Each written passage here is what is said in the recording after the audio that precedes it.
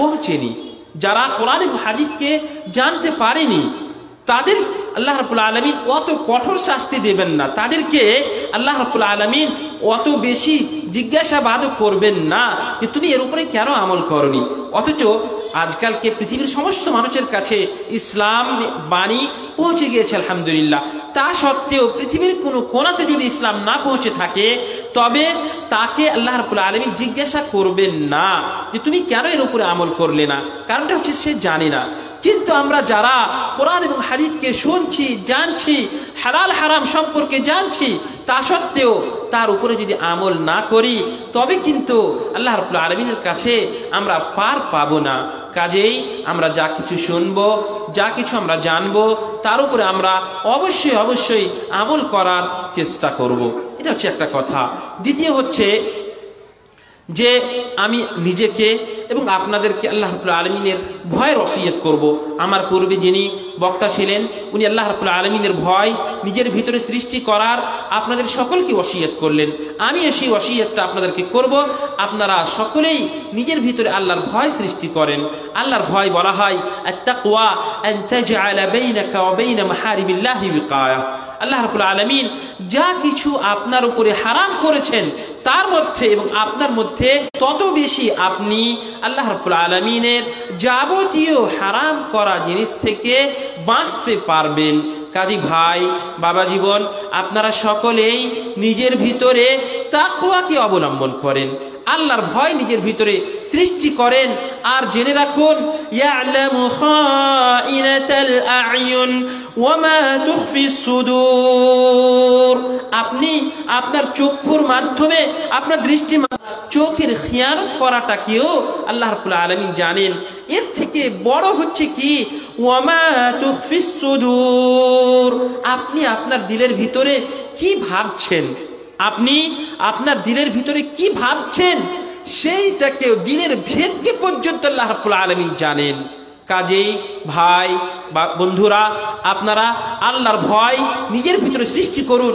এবং আমাদের মধ্যে সকল মানুষ যদি মনে করে, যদি আল্লাহ রাব্বুল আলামিনকে স্মরণ করে, নিজের ভিতরে এই কথাটাকে যদি গেঁথে নেয়, আমি যা কিছু বলছি এবং যা কিছু করছি সমস্ত কিছু আল্লাহ রাব্বুল আলামিন শুনছেন এবং দেখছেন, তবে আমরা আল্লাহ রাব্বুল আলামিনের ভয় নিজের ভিতরে সৃষ্টি করতে পারবো। আমরা স্বাভাবিক দেখতে পান, যদি আপনি কোনো বড় মানুষের কাছে যান, কোনো বড় অফিসারের কাছে যান, আপনি কত নিজেকে ভয় মনে করেন। যে কোনো কারণে যান, কোনো জিনিস পেতে চান, কোনো কাজে যান, কোনো প্রয়োজনে যান, আপনি অত্যন্ত তার শ্রদ্ধা করেন, তাকে ভয় করেন।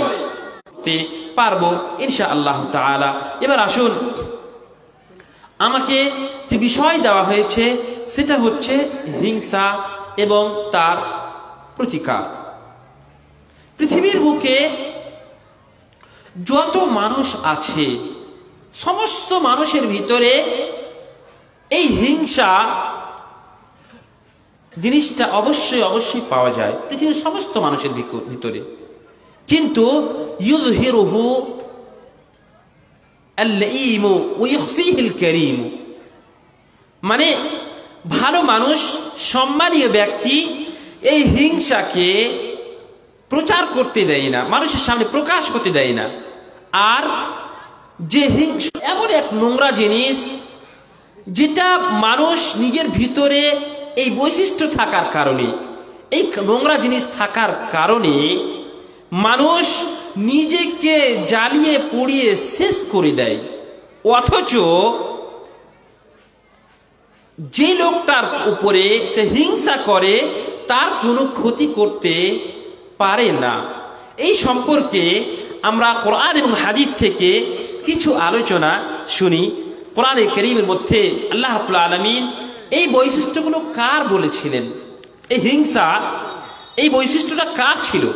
তো সর্বপ্রথমে আমরা যদি দেখি, তবে জানতে পারবো সর্বপ্রথমে আকাশের উপরে হিংসা কে করেছিল। আল্লাহ কোরআনে কারীমের মধ্যে বলছেন, وَإِذْ قَالَ رَبُّكَ لِلْمَلَائِكَةِ اسْجُدُوا لِآدَمَ فَسَجَدُوا إِلَّا إِبْلِيسَ أَبَى وَاسْتَكْبَرَ وَكَانَ مِنَ الْكَافِرِينَ।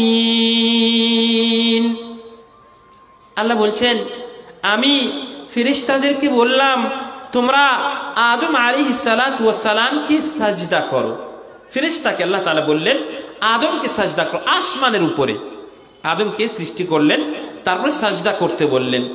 ফাসাজাদু ইল্লা ইবলিস, সমস্ত ফেরেশতারা আদম আলাইহিস সালাতু ওয়াস সালামকে সাজদা করলেন, কিন্তু ইবলিস সে সাজদা করলো না। সে সাজদা করলো না কেন? আবা ওয়াস্তাকবারা ওয়া কানা মিনাল কাফিরিন। বলছেন যে সর্বপ্রথমে আকাশের উপরে ইবলিস শয়তান হিংসা করেছিল। আদম আলাইহিস সালাতু ওয়াস সালামের প্রতি সে হিংসা করেছিল। এবার আপনারা বলবেন যে আদম আলাইহিস সালাতু ওয়াস সালামের সাজদার সম্পর্কে যেটা আছে এটা কিন্তু একটা তাওহীদের বিশাল বড় একটা চ্যাপ্টার, সেই সম্পর্কে আমি আপনাদেরকে বলবো না। এই যে সাজদাটা ছিল, সাজদাটাকে তাযীমি বলা হয় এবং শুধুমাত্র আল্লাহ রাব্বুল আলামিন আদম আলাইহিস সালাতু ওয়াস সালামকে ফেরেশতাদেরকে করতে বলেছিলেন, তাই করেছিলেন। পৃথিবীর বুকে কোনো মানুষের জন্য, কোনো কবরের জন্য, কোনো পীরের জন্য, কোনো আলেমের জন্য, কোনো বড় ব্যক্তিত্বের জন্য, কাউরি জন্য সাজদা করতে পাবে না। সাজদাটা হচ্ছে একটা মূল ইবাদত। এই ইবাদতটা শুধুমাত্র আল্লাহ রাব্বুল আলামিনের জন্যই বৈধ, আর কাউরি জন্য সাজদা করা যাবে না। আর এখানে যে সাজদা করার কথা বলা হয়েছে, এই সাজদা হচ্ছে তাযীমান, মানে আদম আলাইহিস সালাতু ওয়াস সালামকে সম্মান দেওয়ার জন্য আল্লাহ রাব্বুল আলামিন সাজদা করতে বলেছিলেন আল্লাহর আদেশে। এটাও আল্লাহর আদেশেই হয়েছিল। তারপরে আর কিয়ামত পর্যন্ত কোনো জিনিসের জন্য সাজদা করা জায়েজ নয়। আমি যে কথা বলছিলাম এই আয়াতের মাধ্যমে আল্লাহ রাব্বুল আলামিন সমস্ত ফেরেশতাকে বললেন তোমরা আদম আলাইহিস সালাতু ওয়াস সালামকে সাজদা করো। ফাসাজাদু ইল্লা ইবলিস।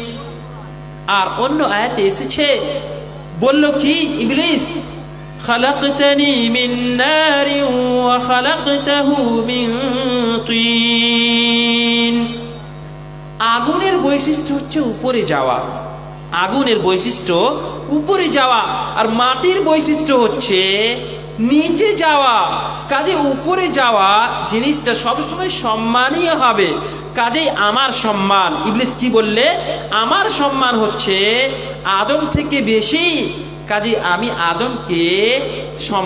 আদমকে সাজদা করব না। আসলে আদম আলাইহিস সালাতু ওয়াস সালামের উপরে হিংসা হয়ে গেল। আদম আলাইহিস সালাতু ওয়াস সালামের উপরে হিংসা হয়ে গেল যে সে আমার থেকে বেশি বা উত্তম নয়, আমি তার থেকে উত্তম, কাজেই আমি তাকে সাজদা করতে পারবো না। এই হচ্ছে আকাশে, আসমানের উপরে সর্বপ্রথম হিংসার কারণ হচ্ছে, বা হিংসা হলো ইবলিসের হিংসা আদম আলাইহিস সালাতু ওয়াস সালামের প্রতি। এবার আসেন, পৃথিবীর বুকে সর্বপ্রথমে হিংসা কে করেছিল? এই হিংসা পৃথিবীর বুকে হাসাদটা সর্বপ্রথম কখন পাওয়া গেছে এই সম্পর্কেও আমাদের জানা দরকার। আল্লাহ রাব্বুল আলামিন কোরআনে কারীমের মধ্যে ওটাকেও বর্ণনা করেছেন। ওয়াতলু আলাইহিম নাবা ইবনাই আদম বিল হক إذ قربا قربانا فتقبل من أحدهما ولم يتقبل من الآخر قال لأقتلنك قال إنما يتقبل الله من المتقين واتل عليهم نبأ ابني آدم بالحق। আল্লাহ রাব্বুল আলামিন নবী সাল্লাল্লাহু আলাইহি সাল্লামকে বলছেন যে আদমের দুই সন্তান যারা ঝগড়া করেছিল, যারা হিংসা করেছিল, তাদের সম্পর্কে তুমি বয়ান করো। إذ قربا قربانا فتقبل من أحدهما ولم يتقبل من الآخر। দুজনেই আল্লাহ রাব্বুল আলামিনের কাছে কুরবানি পেশ করেছিল। আল্লাহ রাব্বুল আলামিন একজনের কুরবানিকে পেশ করলেন, আর অপরের কুরবানিকে, আরেকজনের কুরবানিকে আল্লাহ রাব্বুল আলামিন গ্রহণ করলেন না। একজনের কুরবানি গ্রহণযোগ্য হলো হাবিল এবং কাবিল, আপনারা জানেন আদম আলাইহিসসালামের এই ছেলে হাবিল কাবিল, হাবিলের কোরবানি আল্লাহ রাব্বুল আলামিনের কাছে গ্রহণযোগ্য হলো, আর কাবিলের কোরবানি আল্লাহ রাব্বুল আলামিনের কাছে গ্রহণযোগ্য হলো না। কাবিলের হিংসা হয়ে গেল হাবিলের প্রতি। কাবিল হাবিলের প্রতি হিংসা করলে যে তার কোরবানিকে আল্লাহ রাব্বুল আলামিন গ্রহণ করলেন আর আমার কোরবানিকে গ্রহণ করলেন না, কাজেই আমি কাবিলকে হত্যা করে ফেলবো, আমি হাবিলকে হত্যা করে ফেলবো। ক্বালা লাআকতুলান্নাক ক্বালা ইন্নামা ইয়াতাকাব্বালুল্লাহু মিনাল মুত্তাকিন। কাবিল বলেই ফেললো যে আমি তোমাকে হত্যা করে দিব। ক্বাল ইন্নামা ইয়াতাকাব্বালুল্লাহু মিনাল মুত্তাকিন। হাবিল বললেন যে আল্লাহ রাব্বুল আলামিন যারা মুত্তাকি রয়েছে, যারা পরহেজগার রয়েছে, তাদের আমলকে, তাদের কোরবানিকে, তাদের নেক কাজকে গ্রহণ করবেন। কাজেই সর্বপ্রথমে হিংসা করেছিল পৃথিবীতে কে? হাবিলের প্রতি কাবিল এ হিংসা করেছিল। কাজেই এটা হচ্ছে বড় গুনাহ, বড় বড় গুনাহের মধ্যে এটা হচ্ছে একটা হিংসা করা। তারপরে এই হিংসাটা বৈশিষ্ট্য হচ্ছে কার? ইহুদিদের বৈশিষ্ট্য। ইহুদিদের বৈশিষ্ট্য হচ্ছে হিংসা করা। কেন? আপনারা জানেন আল্লাহ রাব্বুল আলামিন নবী সাল্লাল্লাহু আলাইহি ওয়াসাল্লামকে আরবের ভিতরে নবী বানালেন, আরব জগতে মক্কাতে নবী বানালেন। ইহুদিরা মনে করত যে নবী, শেষ নবী মুহাম্মদুর রাসূলুল্লাহ সাল্লাল্লাহু আলাইহি ওয়াসাল্লাম বনি ইসরাইলের মধ্যে হবে। তাদের ইচ্ছা ছিল, তাদের আকাঙ্ক্ষা ছিল, অথবা তারা মনে করত যে শেষ নবী ইহুদিদের মধ্যে থেকে হবে। কিন্তু আল্লাহ রাব্বুল আলামিন বেশি ভালো জানেন তার হিকমত, আল্লাহ রাব্বুল আলামিনের হিকমত, আল্লাহ রাব্বুল আলামিনের ফয়সালা আল্লাহ বেশি ভালো জানেন যে কাকে নবী বানাতে হবে এবং কার মধ্যে থেকে নবী বানাতে হবে। কাজেই আল্লাহ রাব্বুল আলামিন আরব থেকে নবী বানালেন, আর ইহুদিদের মধ্যে শেষ নবী বানালেন না। কাজেই ইহুদিরা নবী সাল্লাল্লাহু আলাইহি ওয়াসাল্লামের উপরে হিংসা করতে আরম্ভ করলো, হাসাদ করতে লাগলো। সেই কথাটাকে আল্লাহ রাব্বুল আলামিন কোরআনে কারীমের মধ্যে ব্যক্ত করেছেন, বলছেন আম ইয়াহসুদুনান নাস আলা মা আতাহুমুল্লাহু মিন ফাদলি ফাকাদ আতাইনা আলা ইব্রাহিমাল কিতাবা ওয়াল হিকমাহ ওয়া আতাইনাহুম মুলকান আযীমা। এটা হচ্ছে একটা আয়াত যেখানে তারা বললে যে আল্লাহ রাব্বুল আলামিন যে ফজিলত দিয়েছেন, যে প্রাধান্যতা দিয়েছেন, তার উপরে তারা হিংসা হাসাদ করলে এবং নবী সাল্লাল্লাহু আলাইহি ওয়াসাল্লামের প্রতি যে হিংসা করেছিল তার সম্পর্কে আল্লাহ রাব্বুল আলামিন আয়াত অবতীর্ণ করলেন। ওয়াদ কাসীরুম মিন আহলিল কিতাবি লাউ ইয়ারুদ্দুনাকুম মিন বা'দি ঈমানিকুম কুফফারা হাসাদাম মিন ইনদি আনফুসিহিম মিন বা'দি মা তাবাyyana লাহুমুল হক ফা'ফু ওয়াসফাহু হাত্তা ইয়াতিয়াল্লাহু বিআমরিহি ইন্নাল্লাহা আলা কুল্লি শাইইন কাদির। আল্লাহ রাব্বুল আলামিন বলছেন ওয়াদ কাসীরুম মিন আহলিল কিতাব, আহলে কিতাব মানে ইহুদিদের মধ্যে অনেক মানুষেরা চাইতো যে লাউ ইয়ারুদ্দুনাকুম, তারা চাইছে কি যে নবী সাল্লাল্লাহু আলাইহি ওয়াসাল্লামকে তারা আবার কুফরের দিকে পাঠিয়ে দিবে হিংসা করে। হিংসা করে নবী সাল্লাল্লাহু আলাইহি ওয়াসাল্লামের উপরে হিংসা হলো যে তাকে আল্লাহ রাব্বুল আলামিন নবী বানালেন, কাজেই নবী সাল্লাল্লাহু আলাইহি ওয়াসাল্লামকে আবার এবং যারা মুমিন আছেন, মুমিনিন আছেন, তাদেরকে আবার তারা কুফরের দিকে আবার পাঠিয়ে দিবেন, তাদেরকে আবার কাফের বানিয়ে দেবে। এইভাবে তারা হিংসা করেছিল। অথচ তাদের সামনে রাসূলুল্লাহ সাল্লাল্লাহু আলাইহি ওয়াসাল্লাম সৎ নবী, তিনি আখিরি নবী, এই কথাটা তাদের সামনে প্রকাশ হওয়া সত্ত্বেও তারা এইভাবে নবী সাল্লাল্লাহু আলাইহি ওয়াসাল্লামের উপরে হিংসা করেছিল। তার জন্য আল্লাহ রাব্বুল আলামিন তাদেরকে জাহান্নামী বলে আখ্যায়িত করেছেন। এটা এবং এই বৈশিষ্ট্য, আমি যে কথা বলতে চাইছিলাম যে হিংসা করা, এই বৈশিষ্ট্যটা হচ্ছে ইহুদিদের বৈশিষ্ট্য। যারা কোরআন এবং হাদিসকে মানে না, এদের হচ্ছে বৈশিষ্ট্য হিংসা হাসাদ করা।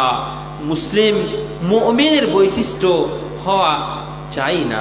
বলেন তো, আমরা নিজেকে আহলে হাদিস দাবি করি, আমরা নিজেকে আহলে হাদিস দাবি করি। আহলে হাদিস, শুনেন, এটা এমন একটা নাম, আহলে হাদিস শব্দটা এমন একটা নাম, এমন একটা বৈশিষ্ট্য, এমন একটা গুণ, যার মাধ্যমে আমরা নিজেকে ফখর করে থাকি। আলহামদুলিল্লাহ, এটা আমাদের ফখরের কথা। কেন? হাদিস মানে হচ্ছে কোরআন এবং হাদিস মানে হচ্ছে হাদিস। শুনে রাখেন, এই বৈশিষ্ট্যকে খবরদার কোনোদিন শেষ করার চেষ্টা করবেন না। আমরা আহলে হাদিস, কাজেই আমাদের কাজের মাধ্যমে, আমাদের আমলের মাধ্যমে এই আহলে হাদিস প্রকাশ হওয়াটা অপরিহার্য। আমরা নিজেকে আহলে হাদিস দাবি করি, আবার আমরা হিংসা করি, হাসাদ করি। আমরা নিজেকে আহলে হাদিস বলি, আবার একটা মানুষের প্রতি আমরা বুগজ রাখি। আমরা নিজেকে আহলে হাদিস বলি, আবার আমাদের ভিতরে কুফর পাওয়া যায়, আমাদের ভিতরে শিরক পাওয়া যায়। আমাদের ভিতরে অনেক মানুষ আছে যারা নামাজ প্রতিষ্ঠা করে না, সালাতের ধার ধারে না। আমরা নিজেকে আহলে হাদিস বলি, আবার দেখা যায় যে আমরা বিবাদ সৃষ্টি করি, ঝগড়া করি। আবার দেখা যায় আলেম উলামায়ে কিরামদের আমরা সম্মান করি না।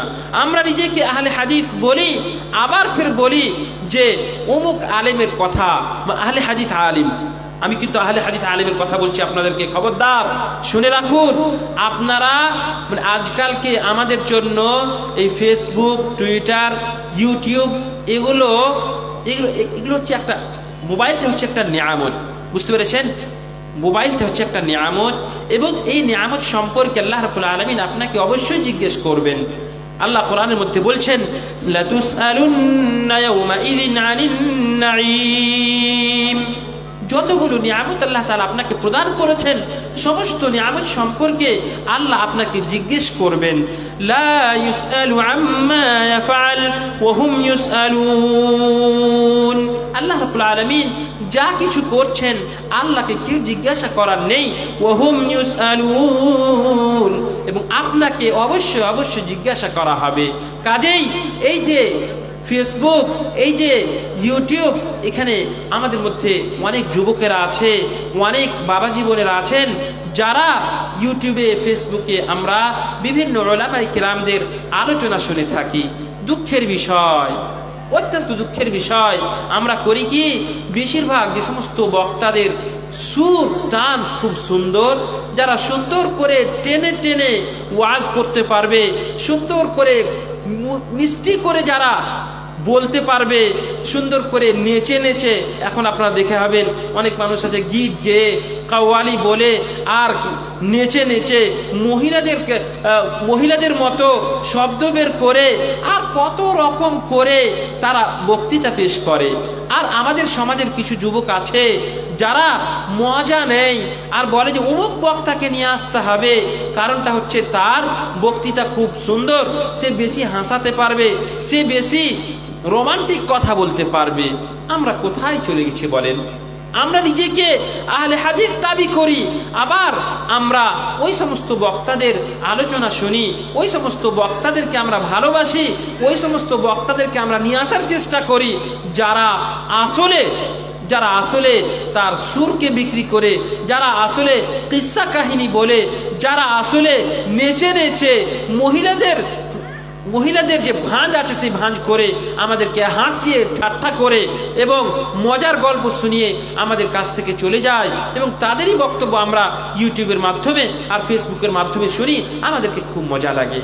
বলেন তো, আমরা এই সময়টাতে, যে সময় আমরা একটা বক্তব্য শোনার জন্য মোবাইল খুলেছি, এই বক্তব্য যদি একজন যোগ্য আলিম, একজন আহলে হাদিস আলিমের বক্তব্য যদি আপনি শুনি, তবে এই বক্তব্য শোনাটা আমাদের জন্য দুনিয়া এবং আখিরাত দুই জায়গাতে কল্যাণময় হবে।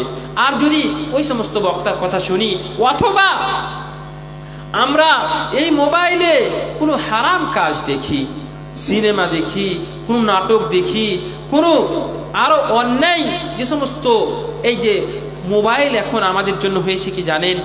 আল্লাহ যেমন ভাবে মদ সম্পর্কে বলেছেন কি, ওয়া ইসমুহুমা আকবারু মিন নাফইহিমা।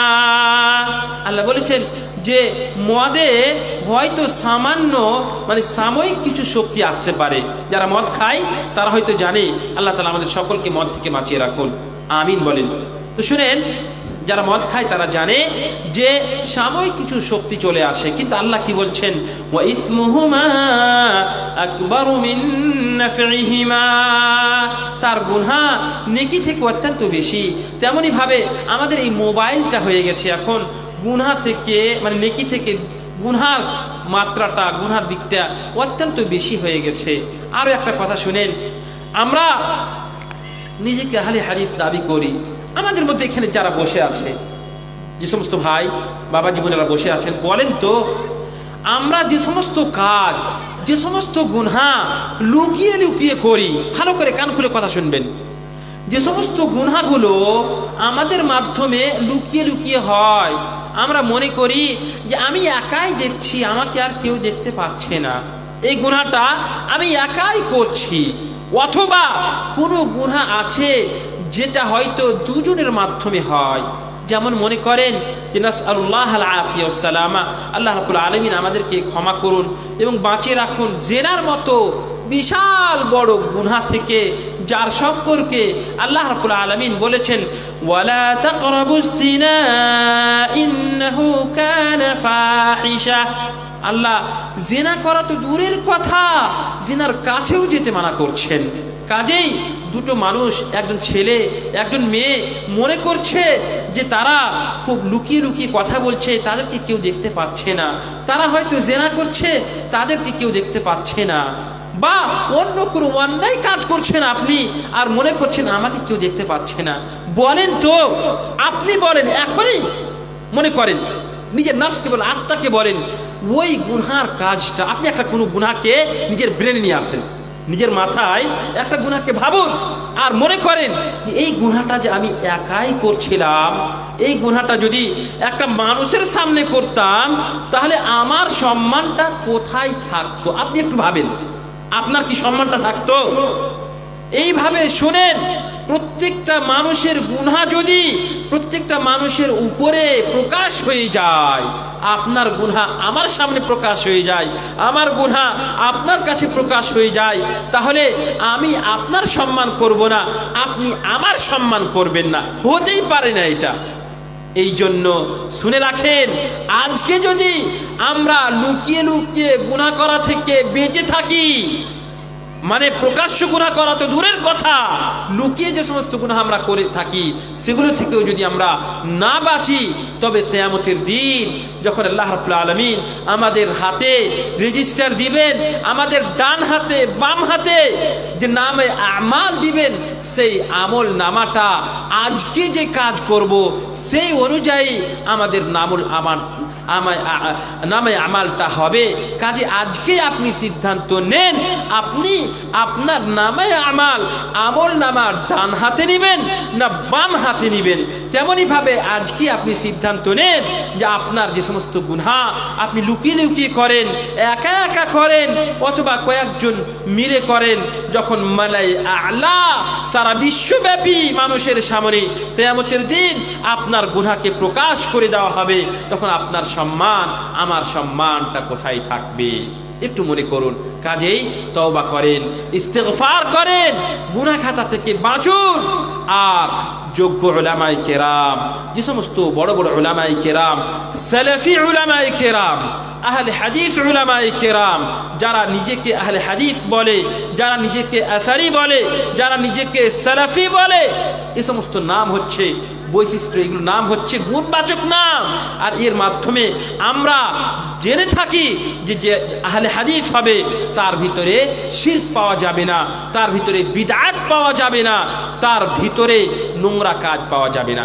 কাজেই আমরা আপনারা যখন ইউটিউবে অথবা ফেসবুকে মোবাইলের মাধ্যমে বক্তব্য শুনবো, তখন অবশ্যই দেখে নিতে হবে যে এই বক্তব্যটা আমি কার শুনছি, এবং এই বক্তব্য আমি শুনে আমি কিসের জন্য শুনছি এটা আমাদেরকে বেছে নিতে হবে। কাজেই আমাদেরকে যোগ্য উলামায়ে কেরামদের, কোরআন এবং হাদিস থেকে যে সমস্ত উলামায়ে কেরামেরা আলোচনা রাখেন তাদের আলোচনাকে শোনার চেষ্টা করতে হবে।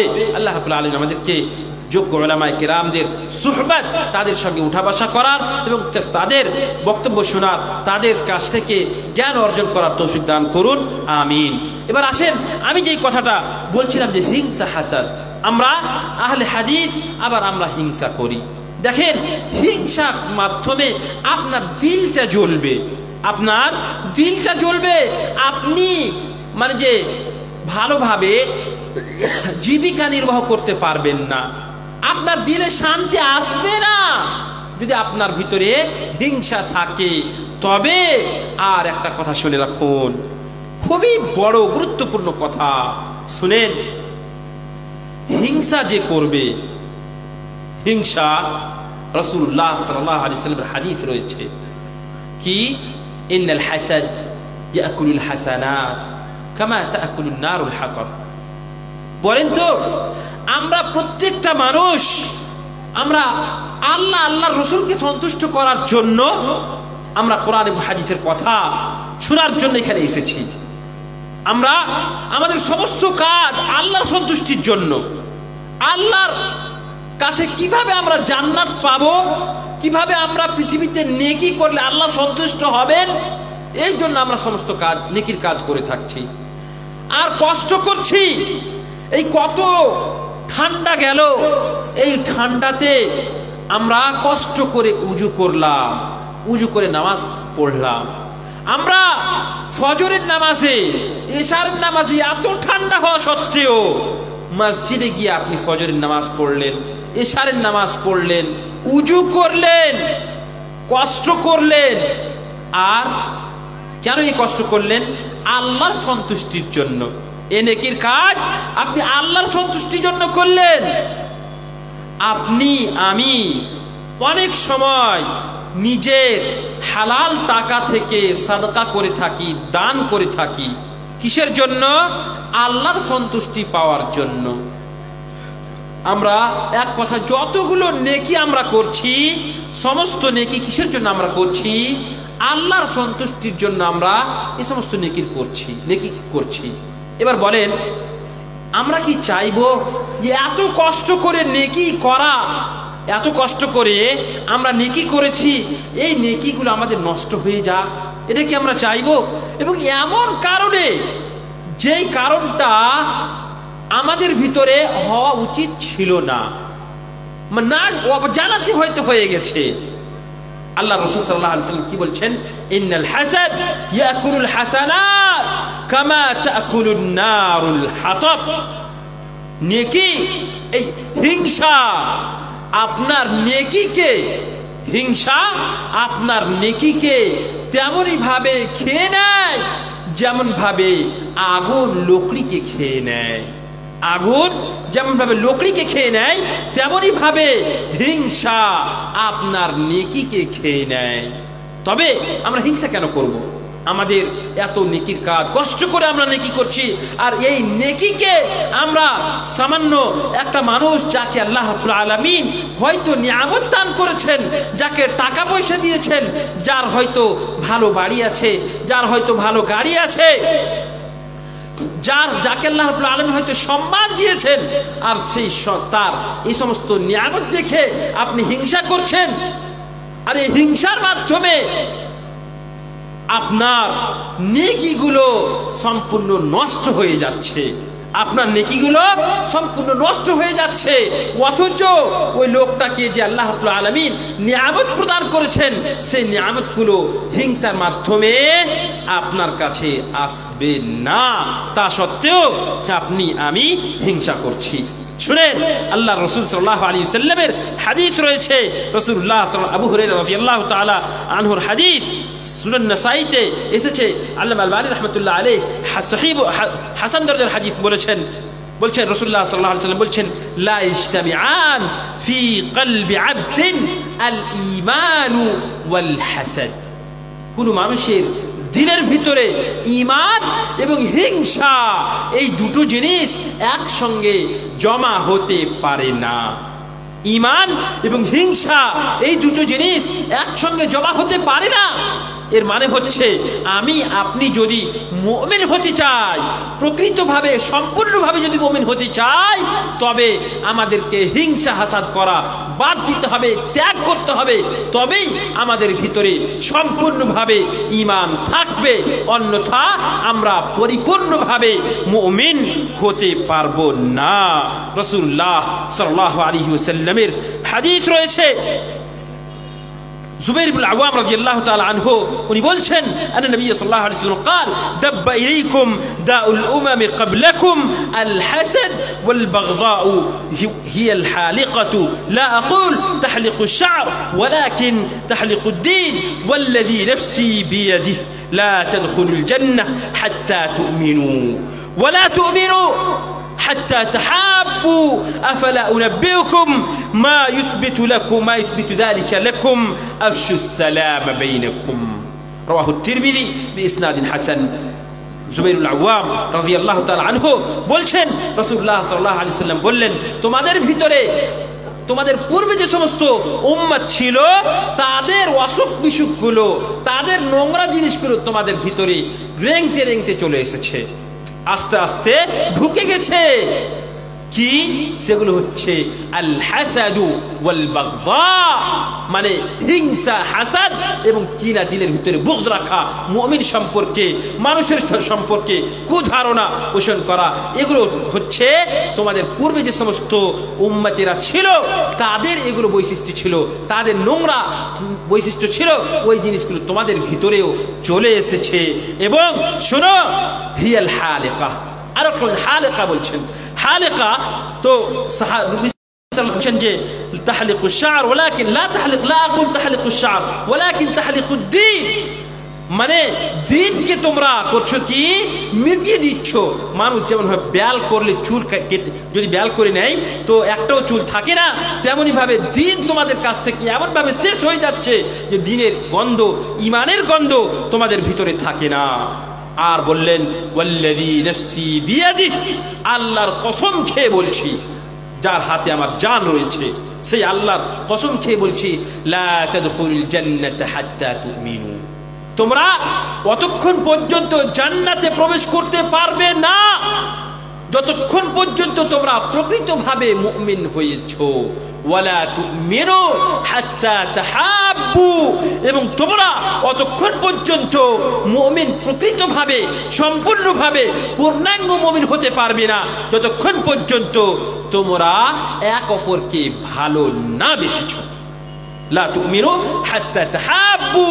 অন্য হাদিসে এসেছে, আলা আদুল্লুকুম আলা শাইইন ইযা ফাআলতুমুহু তাহাবাবতুম আফশুস সালাম বাইনাকুম।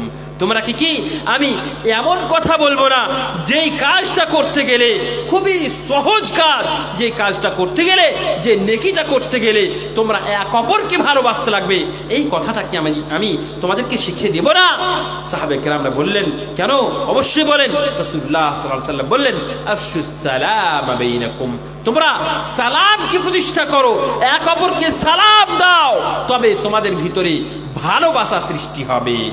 আর তোমরা যখন এক অপরকে ভালোবাসবে তখন তোমাদের ভিতরে ঈমান আসবে, আর ঈমান যখন তোমাদের ভিতরে আসবে তখন হিংসা, হাসাদ তোমাদের দিলের ভিতর থেকে দূরে সরে যাবে।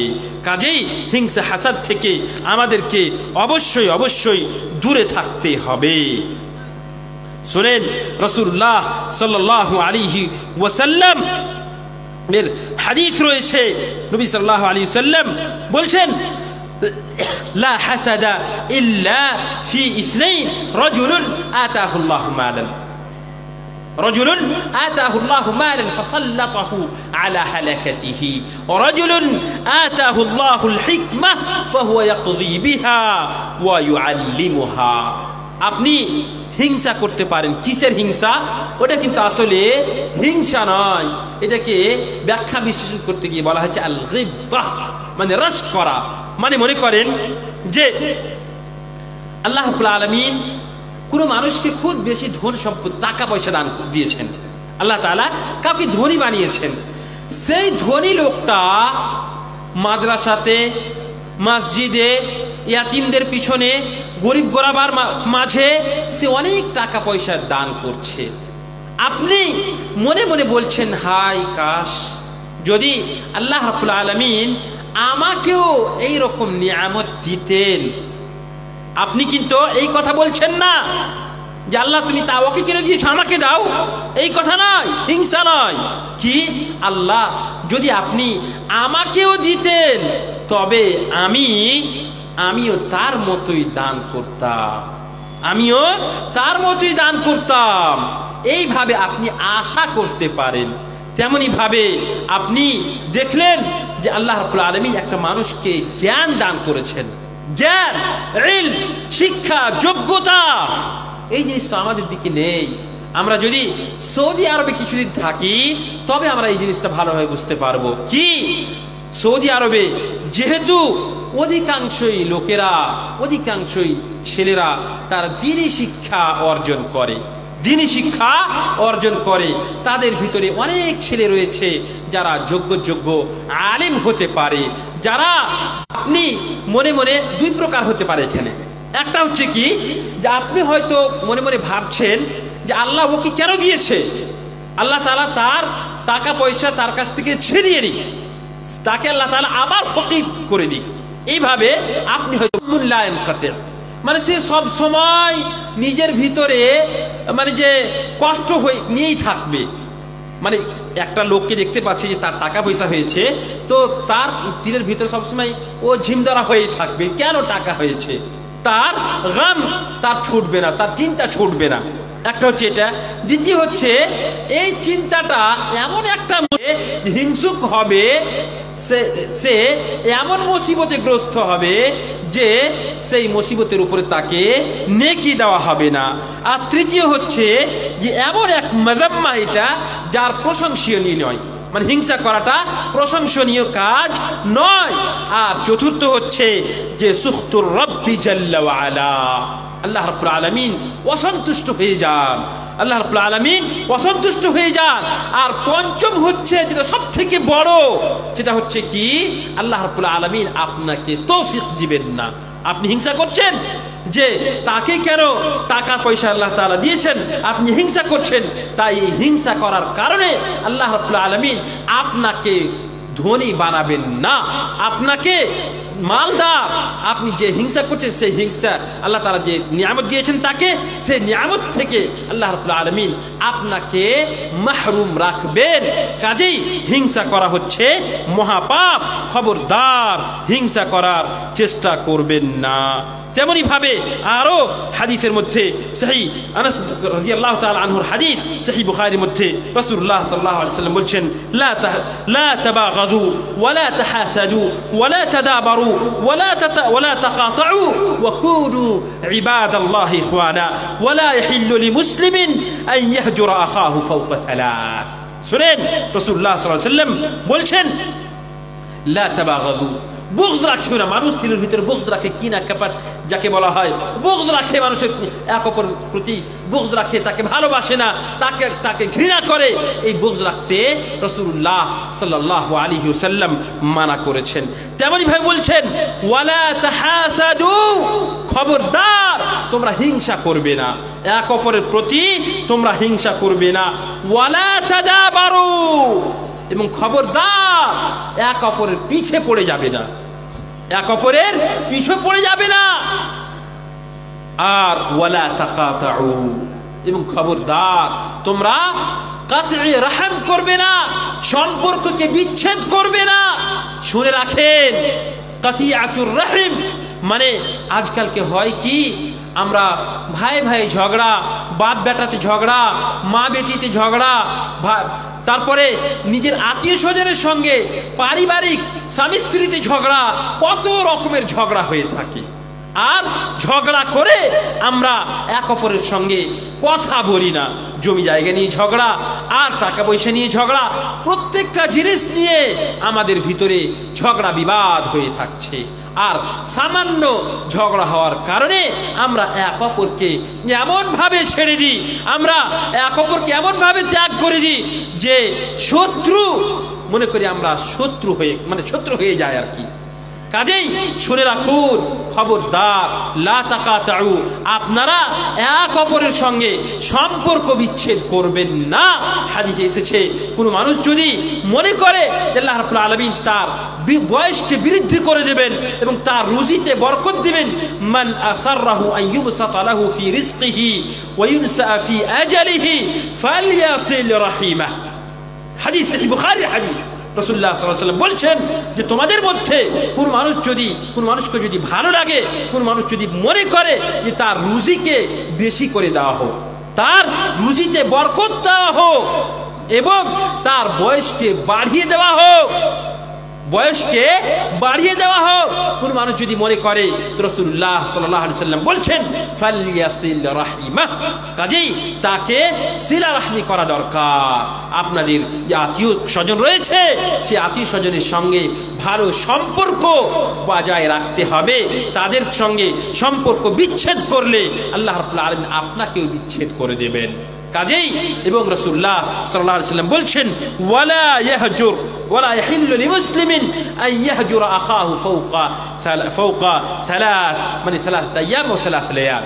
মানে হচ্ছে কি, কোন মানুষের জন্য এটা জায়েজ নয় যে কোনো এমনি কোনো কারণে ঝগড়া করে নিয়েছে, আর ঝগড়া করার কারণে কোনো বিবাদ হওয়ার কারণে তার সঙ্গে 3 দিন পর্যন্ত কথাবার্তা বন্ধ করে দিয়েছে।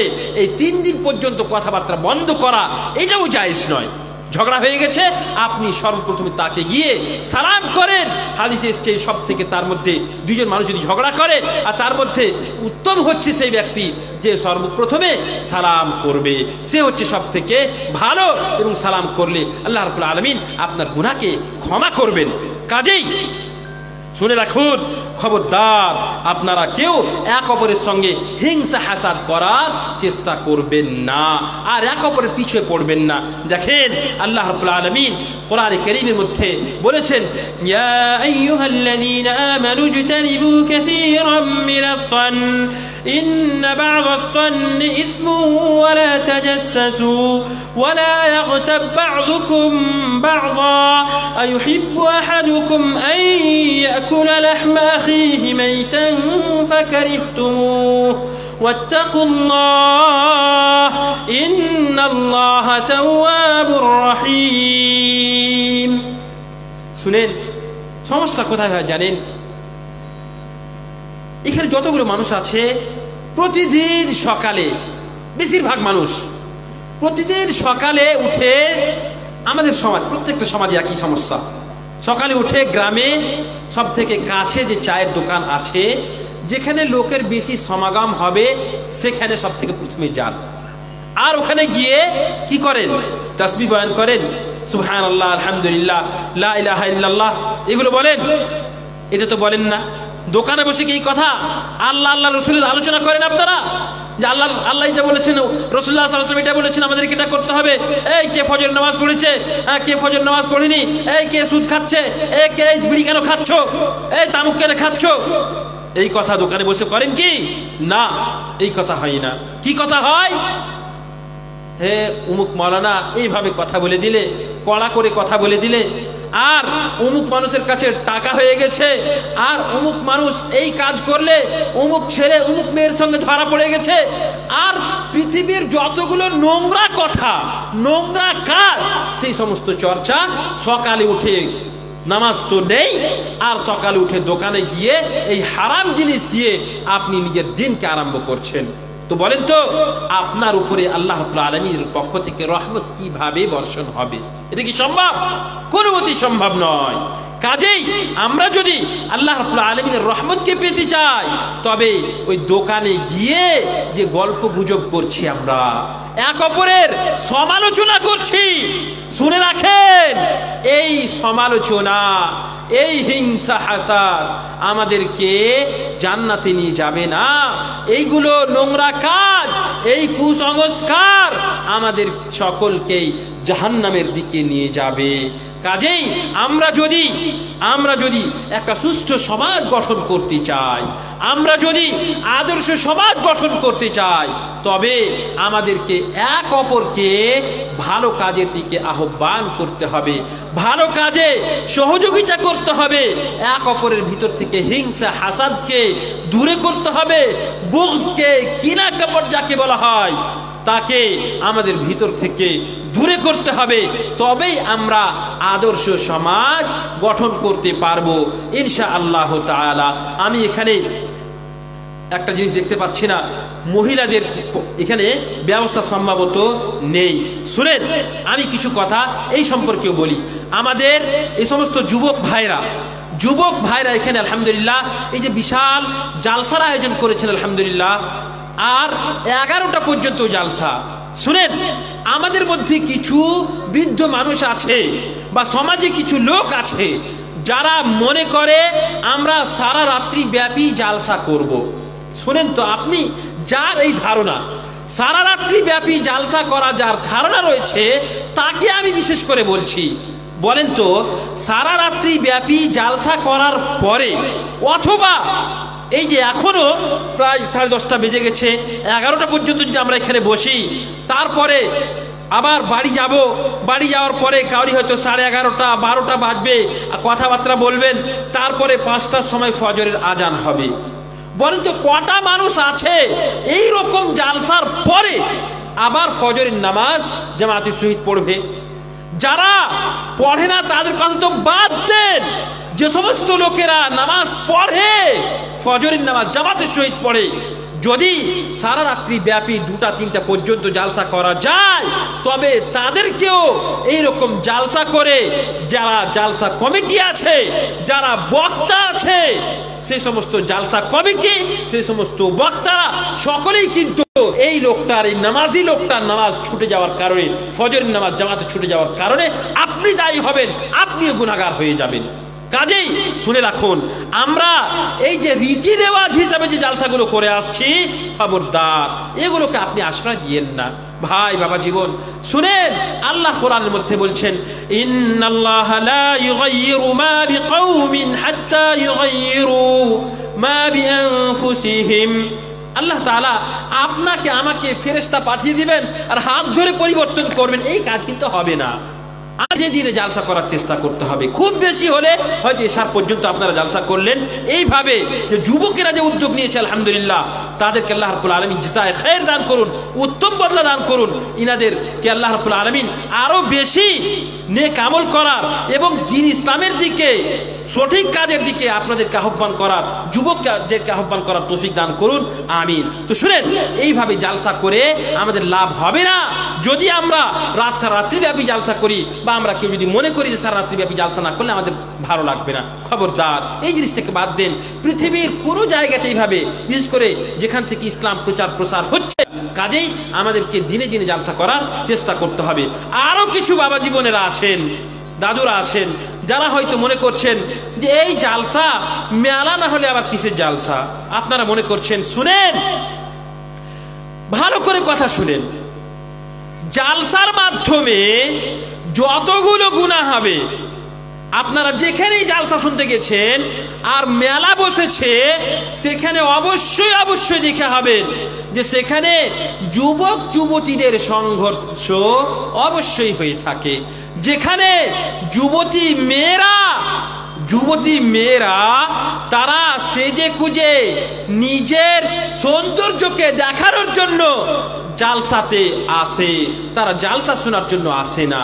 আপনি এই মেলা বসিয়ে এই যুবক যুবতীদের একত্রিত হওয়ার মনে করে যে মেলা না হলে জালসা হবে না, যে সমস্ত লোকেরা মনে করে যে যুবক যুবতীরা মেলা খুব বেশি ভিড় না হলে জালসা হবে না, তারাই এবং জালসা কমিটি এবং যে সমস্ত বক্তারা যে সমস্ত জালসাকে স্বীকৃতি দেয়, সবাই একইভাবে ফেরদের বৈশিষ্ট্য আল্লাহ রাব্বুল আলামিন বলেছেন। কোরআনে কারীমের মধ্যে আল্লাহ রাব্বুল আলামিন বলছেন, وقال الذين كفروا لا تسمعوا لهذا القرآن والغوا فيه لعلكم تغلبون। কাফেরদের বৈশিষ্ট্য, যখন কোরআন কারীম তিলাওয়াত করা হবে, কোরআনের আলোচনা করা হবে, সেখানে গিয়ে তারা হট্টগোল করবে, তারা বলবে কোরআন কারীমের আলোচনাকে শুনতে হবে না, হাদিসের আলোচনাকে শুনতে হবে না। এ হচ্ছে কাফেরদের বৈশিষ্ট্য। কাজে খবরদার আপনারা এইগুলোকে আশ্রয় দিয়েন না। এবং এইরকম জালসা যদি কোনো জায়গায় হয়, যেখানে মেলা বসছে, সেখানে আপনি উঠে যান, আপনি মানা করেন, আপনি অবশ্যই অবশ্যই নেকি পাবেন। একটা হাদিস আমি আপনাদের সামনে প্রথমেই পড়েছিলাম, মান দাআ ইলা হুদান কানা লাহু মিনাল আজর মিসলু উজুরি মান তাবিআহু লা ইয়ানকুসু মিন উজুরিহি শাইআ। কোন মানুষ যদি কোন ভালো কাজের দিকে আহ্বান করে, কোন ভালো জিনিসের দিকে আহ্বান করে, তবে আপনার আহ্বান করার জন্য যেই লোকটা ওই ভালো কাজটাকে করবে, সে ভালো কাজ করে যতটা নেকি পাবে, ততটাই নেকি আপনি শুধুমাত্র তাকে ডাকার জন্য পাবেন। এই যে জালসা আপনারা শুনছেন, আপনারা শুনে যা নেকি পাবেন, যে সমস্ত ভাইরা এই জালসাকে এই অনুষ্ঠিত করার জন্য শ্রম দিয়েছেন, টাকা পয়সা দিয়েছেন, মেহনত করেছেন, সংঘর্ষ করেছেন, সকলেই কিন্তু আপনাদের সকলেরই সমান নেকি পাবেন। আপনাদের নেকিতে কোনো কমি হবে না। কাজেই ভাই বাবা জীবন, আমরা চেষ্টা করব, যেখানে ফিতনা হবে, যেখানে ফাসাদ হবে, যেখানে হারাম কাজ হবে, সেই কাজকে আমরা বর্জন করার, পরিহার করার, ত্যাগ করার আমরা চেষ্টা করব। তবেই আমরা একটা সুষ্ঠু সমাজ গঠন করতে পারবো। এখানে দেখতে পাচ্ছি যে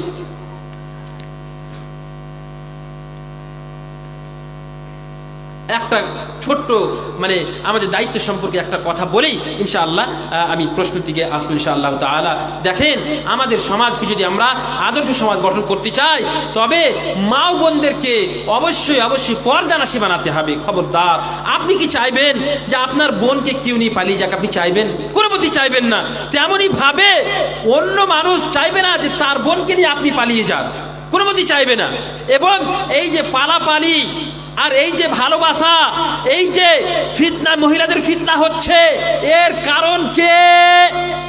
এর কারণ হচ্ছে আপনি পিতা, আপনি দায়িত্বশীল, আপনি হচ্ছেন কারণ। আপনি যদি আপনার মেয়েকে, আপনি যদি আপনার স্ত্রীকে, আপনার বোনকে যদি আপনি পর্দানাশী হওয়ার কথা বলেন, তাকে যদি আপনি পর্দা করার কথা বলেন, তাহলে সেই মেয়ের অতটা ক্ষমতা নেই, তার সাহস হবে না যে সে বেপর্দা হয়ে বাড়ি থেকে বের হবে। কাজেই পর্দানাশী বানান। আর যদি মা ও বোনদেরকে পর্দানাশী না বানাতে পারেন, তাদের ফিতনা থেকে যদি না বাঁচতে পারেন, তবে আমরা সমাজকে এগিয়ে নিয়ে যেতে পারবো না। স্বাধীনতার নামে মা ও বোনদেরকে যে বাড়ি থেকে আমি বের করে দিচ্ছি, এটা স্বাধীনতা নয়। এর মাধ্যমে আমি নিজেকে গোলাম বানিয়ে দিচ্ছি। কাজে খবরদার, আপনি মা ও বোনদেরকে জাহান্নামে যাওয়ার পথ বের করে দিয়েন না। তাদেরকে পর্দানাশী বানান, ইসলামী শিক্ষায় সুশিক্ষিতা করেন, নিজেও ইসলামী শিক্ষায় সুশিক্ষিত হন, নামাজ প্রতিষ্ঠা করেন এবং আদর্শ সমাজ গঠন করতে সবাই এক অপরের সহযোগিতা করেন। আর একটা কথা বলে আমার কথা শেষ করব, শুনেন, আমরা প্রত্যেকটা মানুষ যদি নিজের নফসের এবং নিজের আহলে আয়ালের দায়িত্ব নিয়ে নিই, তবে আমরা একটা আদর্শ সমাজ গঠন করতে পারবো। আল্লাহ রাব্বুল আলামিন কোরআনে কারীমের মধ্যে বলছেন, ইয়া আইয়ুহাল্লাযীনা আমানু কু আনফুসাকুম ওয়া আহলিকুম নারা। হে ঈমানদারগণেরা, তোমরা নিজেকে এবং নিজের আহলে আয়ালকে, নিজের পরিবারকে জাহান্নামের আগুন থেকে বাঁচাও। কাজেই আমরা প্রত্যেকটা মানুষ যদি নিজেকে পরিবর্তন করি, নিজেকে জাহান্নামের আগুন থেকে বাঁচাতে পারি এবং নিজের পরিবারকে বাঁচাতে পারি, তবে আমরা একটা আদর্শ সমাজ, সুস্থ সমাজ গঠন করতে পারবো ইনশাআল্লাহ তাআলা। আমরা যে সমস্ত কথা এখন পর্যন্ত শুনলাম, আবার আপনাদেরকে একটু মনে করিয়ে দিই কি বললাম। সর্বপ্রথম হচ্ছে, যেখানে যারা এখন পর্যন্ত বসে আছি, আমাদের বৈশিষ্ট্য, আমাদের গুরুত্ব, আমাদের মর্যাদা, সম্মান আল্লাহ রাব্বুল আলামিনের কাছে অত্যন্ত বেশি এবং ফেরেশতারা আমাদের নেকি লিখতে আছেন। আলহামদুলিল্লাহ, এটা একটা জানলাম। দ্বিতীয় জানলাম যে আমাদেরকে আল্লাহ রাব্বুল আলামিনের ভয়, নিজের নিজের ভিতরে অবশ্যই অবশ্যই সৃষ্টি করতে হবে, অন্যথা আমরা আল্লাহ রাব্বুল আলামিনের হারাম করা সমস্ত বস্তু থেকে বাঁচতে পারবো না। যতক্ষণ পর্যন্ত আমরা আল্লাহ রাব্বুল আলামিনের হারাম করা জিনিসকে বর্জন না করেছি ততক্ষণ পর্যন্ত আমরা মুত্তাকি এবং পরহেজগার হতে পারবো না। তেমনি ভাবে এই সমস্ত জালসা করার উদ্দেশ্য হচ্ছে আমাদের ঈমানকে প্রবল করা, ঈমানকে বাড়ানো। কাজেই এই জালসা করে আমাদের ঈমানকে নিজেকে পরিবর্তন করতে হবে। যে সমস্ত কথা এখানে আলোচনা হচ্ছে তার উপরে আমল করতে হবে। তেমনি ভাবে আমরা জানতে পারলাম যে হিংসা, হাসাদ এগুলো বিশাল বড় রোগ ব্যাধি আমাদের প্রত্যেকটা মানুষের ভিতরে, আমাদের সমাজের ভিতরে অনেক বেশি মাত্রায় পাওয়া যায়। কাজেই এই হিংসা হাসাদকে ত্যাগ করতে হবে, না হলে আমাদের হাসানাত, আমাদের নেকি এই হিংসার মাধ্যমে শেষ হয়ে যাবে। যেমন ভাবে আমরা হাদিসের মাধ্যমে জানতে পারলাম, তেমনি ভাবে আমরা জানতে পারলাম আমরা যদি আদর্শ সমাজ গঠন করতে চাই তবে আমাদের মা ও বোনদেরকে পর্দানাশী বানাতে হবে। আল্লাহ রাব্বুল আলামিনের কাছে দোয়া করি আল্লাহ রাব্বুল আলামিন যেন যে সমস্ত কথা কোরআন হাদিস সম্মত আমরা এখন শুনলাম সমস্ত কথার উপরে আমরা যেন আমল করতে পারি এবং আমরা যেন সুষ্ঠু সমাজ গঠন করতে পারি, কোরআন এবং হাদিসকে নিজের জীবনে বাস্তবায়ন করতে পারি, তার তৌফিক দান করেন। আমিন। ওয়া আখিরু দাওয়ানা আলহামদুলিল্লাহি রাব্বিল আলামিন ওয়া সাল্লাল্লাহু আলা নবিয়িনা মুহাম্মদ। এবার দেখি কি প্রশ্ন আছে বলছেন।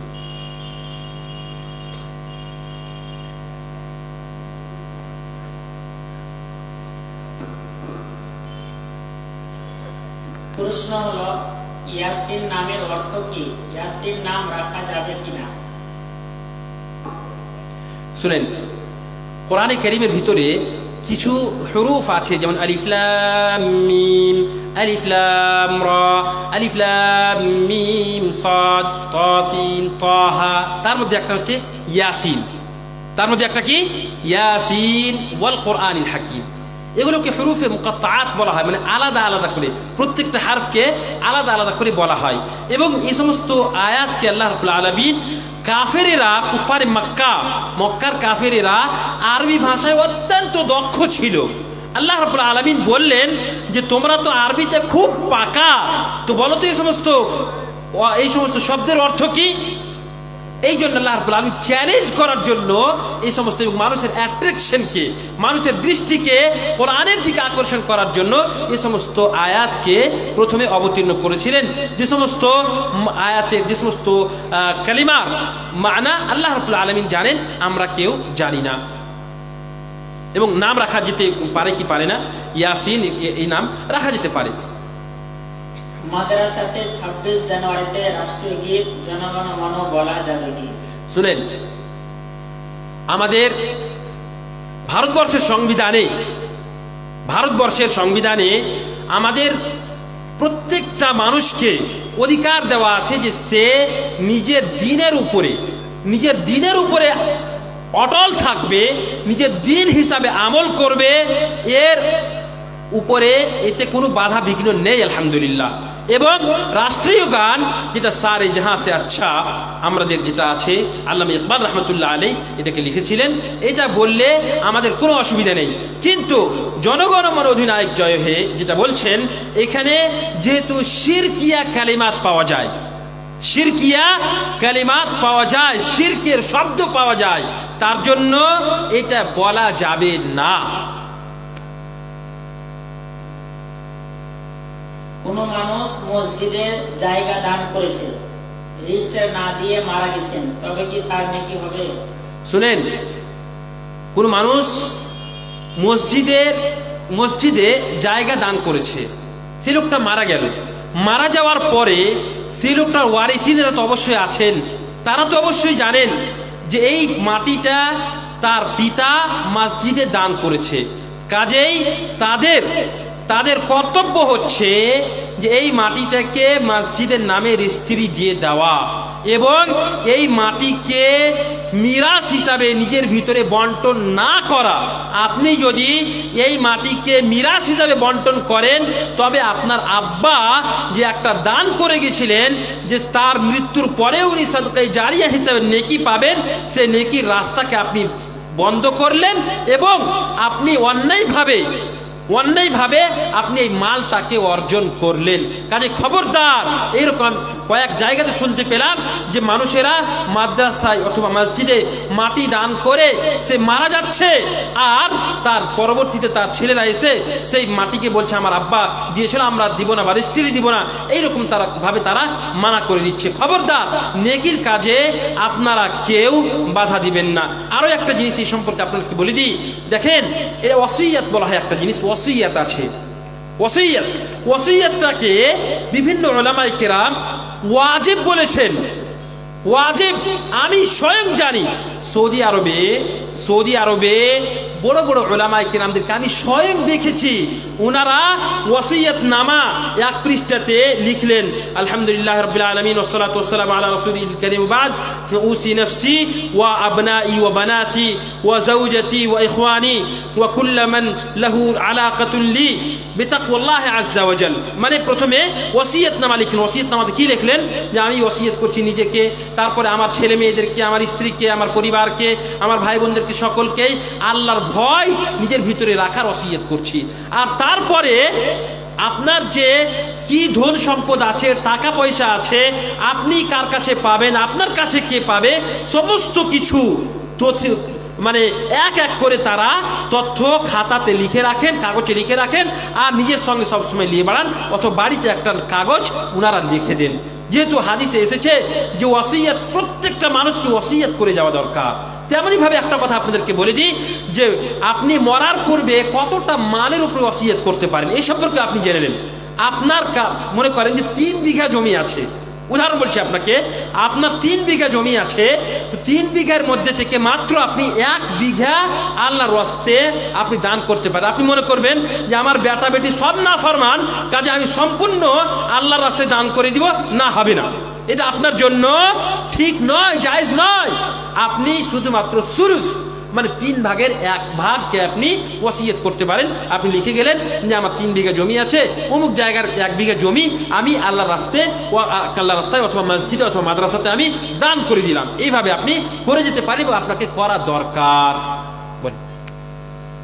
আমি জানি দাড়ি না কাটাই সুন্নাহ, কিন্তু দাড়ি সেভ করা কি হারাম বা কোন রকম কি গুনাহ হবে? শুনেন, এই যে হাদিসের মধ্যে এসেছে আশরুম মিনাল ফিতরা অথবা খামসুম মিনাল ফিতরা, মানে একটা হাদিসে এসেছে যে ফিতরাত মানে সুন্নাত, 10টা জিনিস হচ্ছে সুন্নতি কাজ, অথবা 5টা হচ্ছে সুন্নতি কাজ। তার মধ্যে একটা বলা হয়েছে কি, মানে যে সমস্ত সুন্নাতের কথা বলা হয়েছে, কাসুল আযফার, তারপরে কাসুল শারিব, এভাবে বলা হয়েছে, কিন্তু ওখানে এই দাড়ি সম্পর্কে যখন বলা হয়েছে কিনা, তো কি বলা হয়েছে জানেন? আফুল লুহা, হাদিসে এসেছে আফুল লুহা, মানে দাড়িকে মাফ করে দাও, দাড়িকে ছেড়ে দিতে দাও, দাড়িকে ক্ষমা করো, এইভাবে রাসূলুল্লাহ সাল্লাল্লাহু আলাইহি সাল্লামের আমরের সিগা এসেছে। আর আল্লাহর রাসূল সাল্লাল্লাহু আলাইহি সাল্লাম যখন বলবেন যে এই কাজটাকে করো, তখন সেটা হচ্ছে ওয়াজিব। আল আমরু ইয়াদুল্লু আলাল ওয়াজুব, আমর ওয়াজিবের উপরে, মানে হুকুম, রাসূলুল্লাহ সাল্লাল্লাহু আলাইহি ওয়াসাল্লামের হুকুম ওয়াজিবের উপরে দালালাত করে। কাজেই দাড়ি সম্পর্কে বিশেষ করে এসেছে যে দাড়িটা আপনাকে ছাড়তেই হবে, এটা হচ্ছে ওয়াজিব, এবং দাড়িকে ক্লিন সেভ করা এটা হচ্ছে হারাম, হারাম, হারাম, এতে কোনো সন্দেহ নেই। এবং দাড়ি কাঁচা চাচা এটা তো হচ্ছে মহিলাদের বৈশিষ্ট্য, মান তাশাব্বাহা বিকওমিন ফাহুয়া মিনহুম। আপনি মহিলাদের মতো আপনি যদি ক্লিন সেভ করতে চান, যে মহিলা হতে চান আপনি, তো এই গুনার মাধ্যমে হন আপনি, কিন্তু এই দাড়ি চাচা এটা হচ্ছে হারাম, এবং দাড়ি কাটাটা হচ্ছে নিফাকের মধ্যে একটা পড়ে। দাড়ি কাটা, দাড়ি মনে করেন দাড়ি চাচি আমি কাটি না, এটাও নিফাক। ইবনে বাজ রাহমাতুল্লাহ আলাইহি উনি ফতোয়া দিয়েছেন যে এই মুনাফিক যে দাড়ি কাটে সে হচ্ছে মুনাফিক, এবং তার পিছনে নামাজ পড়া ঠিক নয়, এইভাবে ফতোয়া আছে। কাজে খবরদার, দাড়িকে ক্ষমা করেন, যে আপনার চেহারার সৌন্দর্যের জন্য আল্লাহ রাব্বুল আলামিন দিয়েছেন, ছেলে মেয়ের মধ্যে পার্থক্য করার জন্য দিয়েছেন। কাজে আপনি দাড়িকে কেন কাটবেন? এটা আপনি ছাড়েন, দাড়িকে মাফ করেন, ক্ষমা করেন, দাড়িকে বড় রাখেন। वुजू के बाद बच्चा को दूध पिलाया जाए तो वुजू रहेगा या टूट जाएगा? कोई मसला नहीं है, वुजू के बाद आप आराम से बच्चों को दूध पिलाएं, इसमें कोई परेशानी की बात नहीं है। वुजू करार परे महिलारा যদি নিজের বাচ্চাদেরকে দুধ পান করায়, এতে ওযু ভাঙবে না। ईदगाह मैदान घेरना जरूरी है क्या? ईदगाह मैदान घेरना जरूरी है क्या?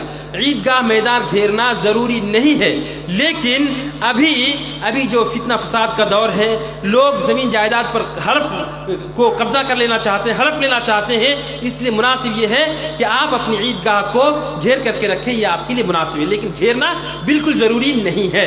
ईदगाह के घेरे রাখতে সম্পূর্ণ ভাবে একদম পাকা করে ঘেরতে হবে, এটা হাদিসের মধ্যে আসেনি। কিন্তু যেহেতু মানুষ জনেরা এখন করে কি, যে মানুষ মানে বৈধ অবৈধ হালাল হারাম কিছু বুঝেই না, তারা অন্যায়ভাবে জমি জায়গাকে হড়প করার চেষ্টা করে। এই জন্য আপনি যদি মনে করেন সংরক্ষণ করার জন্য ঘেরবেন, ঘেরতে পারেন। যারা নেশা পান করে তাদেরকে কি আল্লাহ পান করাচ্ছে? কুরআনে বর্ণনা কি?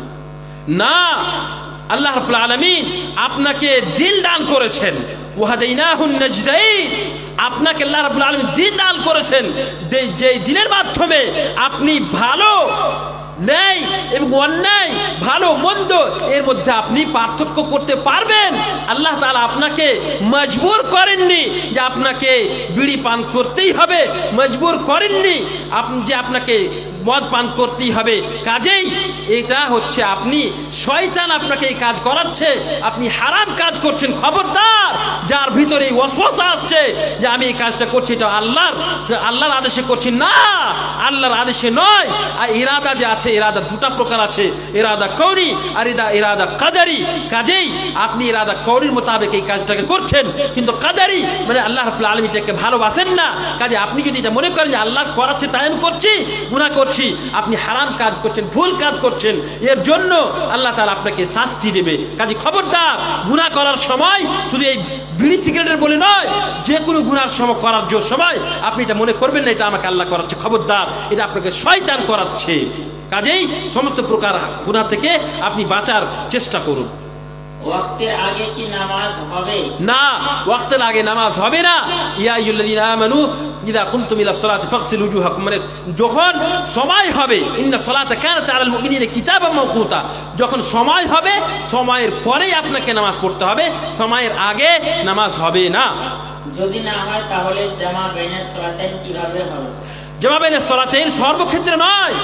জামা বাইনাস সলাতাইন আপনি সফরে আছেন, সেই ক্ষেত্রে আপনি জামা বাইনাস সলাতাইন করেন, এমনি আপনি জামা বাইনাস সলাতাইন করলেন, এটা কিন্তু নয়। হ্যাঁ, আরো একটা জামা বাইনাস সলাতাইন একটা পদ্ধতি হচ্ছে কি, আমরা জানি, আপনারা জানেন যে জিবরিল আলাইহিস সালাতু ওয়াস সালাম নবী সাল্লাল্লাহু আলাইহি ওয়াসাল্লামকে যে নামাজ শিখিয়েছিলেন, তো দুটা সময়, একটা হচ্ছে আউয়াল ওয়াক্ত আর একটা হচ্ছে শেষ ওয়াক্ত।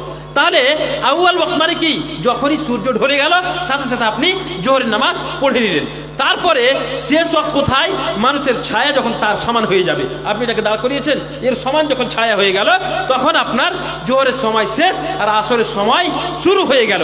তো আপনি যদি মনে করেন যে আমি জোহরের নামাজ যখন শেষ হচ্ছে তখন আমি নামাজ পড়বো, আর জোহরের নামাজ আর আসরের নামাজ যখন আরম্ভ হচ্ছে তখন আমি নামাজ পড়বো, এটাও জামা হলো, কিন্তু এটা জামা সুরি হলো, মানে যে আপনি আসলে জোহরের নামাজকে জোহরের নামাজ সময় পড়লেন আর আসরের নামাজকে আসরের সময় পড়লেন। এখানে জামা বাইনাস সলাতাইন বলে যে আপনি সময়ের আগে আসরের সময় হয়নি আর আপনি আসরের নামাজ পড়ে বসে আছেন, এইভাবে করা যাবে না। কিন্তু মুসাফিরের জন্য জোহর আসরের সময় নামাজকে একসঙ্গে পড়তে পারে, মাগরিব ইশাকে একসঙ্গে পড়তে পারে, আর ফজরের নামাজ তো সঠিক সময় পড়তে হবে। মোহরানা বাকি রেখে স্বামী মারা গেলে তার বিধান কি? মোহরানা বাকি থেকে যদি মারা যায়, মোহর হচ্ছে একটা কর্জ, মোহর হচ্ছে একটা কর্জ। আমাদের সমাজে একটা কুসংস্কার ঘটছে কি, যে 5 লাখ 10 লাখ মোহর করে দিলে যেন মেয়েকে তালাক না দেয়। ভুল সংস্কার, ভুল কথা, এটা ভুল সংস্কার, আমাদের কুসংস্কার এটা। খবরদার, আপনারা নগদ মোহরে আপনারা বিয়ে শাদী করবেন। যুবকেরা খবরদার, আপনারা নগদ মোহর দিয়ে 5,000 হোক, 10,000 হোক, 15,000 হোক, আপনারা সাধ্য মতো যতটা পারবেন ততটা মোহর, নগদ মোহর দিয়ে আপনি বিয়ে করবেন। আর কোন মানুষ যদি বিয়ে করেছে আর মোহর না দিয়ে সে মারা গেছে, সেটা হচ্ছে একটা কর্জ, তার মাল থেকে প্রথমে কর্জকে আদায় করতে হবে। এই মোহরটা হচ্ছে কর্জ, তার স্ত্রীকে এই কর্জটা চুকাতে হবে, আদায় করতে হবে, তারপরে তার মাল মিরাস হিসাবে বন্টন হবে। জামা বেটা, দুজন ছেলে যদি জন্ম নেয়, দুজন মেয়ে জন্ম নিলে তার আকিকা কয়টা লাগবে? জটা ছেলে হবে, যদি দুটো ছেলে হয় তাহলে 4টা, দুটো মেয়ে হয় তাহলে 2টা, একটা ছেলে একটা মেয়ে যদি হয় তাহলে 2টা আর একটা 3টা, এইভাবে মানে বলা হয়েছে যে ছেলেদের পক্ষ থেকে 2টা আর মেয়েদের পক্ষ থেকে 1টা, একটা ছেলের পক্ষ থেকে 2টা আর একটা মেয়ের পক্ষ থেকে 1টা আকিকা দিতে হবে। আমরা বেশ কয়েকজন ব্যবসার কারণে মাগরিবের সালাত জামাত করে দোকানে নামাজ পড়ি, তাহলে কি আমাদের নামাজ গ্রহণযোগ্য হবে? শুনেন, হাদিসের মোতাবেক এবং আহলুস সুন্নাহ ওয়াল জামাআহ জুমহুর উলামাদের ফতোয়া হচ্ছে এটাই, পাশে যদি মসজিদ থাকে তাহলে আপনাকে মসজিদে গিয়ে নামাজ আদায় করা এটা হচ্ছে ওয়াজিব। মসজিদে গিয়ে নামাজ আদায় করাটা হচ্ছে ওয়াজিব, এটা কোনো কনসিডার করা যাবে না। একটা কথা শুনে রাখেন, আপনি মনে করছেন যে আমরা কয়েকজন মিলে এখানে নামাজ পড়ে নিলাম, যে হয়তো আপনার কাছে একজন কেউ আসবে, খরিদ্দার আসবে, তো সেই খরিদ্দারটা যেন ছুটে না যায় তার জন্য আপনি দোকানেই নামাজ চালু করে দিলেন। তো বলেন তো, আপনি যে নামাজটা পড়ছেন এটা তো আল্লাহকে সন্তুষ্ট করার জন্য নামাজটা পড়ছেন, ফরজ আপনার উপরে এটা। তো আল্লাহকে সন্তুষ্ট করার জন্য যদি আপনি মসজিদে গিয়ে নামাজ পড়েন তবে আপনার দোকানে আরো বেশি ইনশাআল্লাহ তাআলা বরকত হবে, কাস্টমার বেশি হবে ইনশাআল্লাহ তাআলা। কাজেই আপনার কর্তব্য হচ্ছে যে দোকানে এইভাবে সম্মিলিতভাবে নামাজ না পড়ে পাশে যে মসজিদ আছে সেই মসজিদে গিয়ে আপনাকে নামাজ প্রতিষ্ঠা করতে হবে, নামাজ আদায় করতে হবে। যেহেতু জামাতে ওয়াজিব বলা হয়েছে, জামাতে নামাজ পড়া হচ্ছে ওয়াজিব। কতগুলো প্রশ্ন আর করি না, 11টা বেজে গেছে। যদি হ্যাঁ গুরুত্বপূর্ণ যেটা আছে সেটা বলেন। मछली जिंदा होते ही अगर उसका चमड़ा को छील दिया जाए तो उसको वो मछली जायज होगा या नहीं? মাছলি, শুনেন, মাছলি সম্পর্কে হাদিসে এসেছে যে হুয়া তাহুর মা হুয়াল হিল্লু মাইতাতুহু, মানে মুর্দা জিন্দা এতে কোনো অসুবিধা নেই। মাছ যেটা আছে, মাছের যেহেতু সম্পর্কে এসেছে যে সেটা মুর্দা হোক অথবা জিন্দা হোক এটাকে খাওয়া যাবে, কাজে আপনি ছিলে খান, যেভাবে খান কোনো অসুবিধা নেই, আপনি খেতে পারেন, কাটতে পারেন। मुंशी मस्जिद में इमाम है, क्या तो उसे मौलवी साहब कहेगा या उसे गुनाह होगा? এগুলো প্রশ্ন, এটা ঠিক নয়। শুনেন, ইমাম কে হবে? আকরাহুম লিকিতাবিল্লাহ, ইমাম হবে যে সব থেকে বেশি, মনে করেন যে কয়েকজন ব্যক্তি আছে তার মধ্যে যে বেশি কোরআন জানে সেই ইমাম হবে, এবং মুন্সি আপনাদের ওখানে যে আছে সে যদি কোরআন বেশি ভালোভাবে পড়তে পারে সেই ইমাম হবে। আল্লাহ রাব্বুল আলামিনের কাছে দোয়া করি, আল্লাহ রাব্বুল আলামিন যেন আমরা যে সমস্ত কথাবার্তা শুনলাম তার উপরে আমল করার তৌফিক দান করেন। আমিন। সুবহানাকাল্লাহুম্মা বিহামদিকা আশহাদু আল্লা ইলাহা ইল্লা আনতা আস্তাগফিরুকা ওয়া আতুবু ইলাইক ওয়া সাল্লাল্লাহু আলা নাবিয়িনা মুহাম্মদ।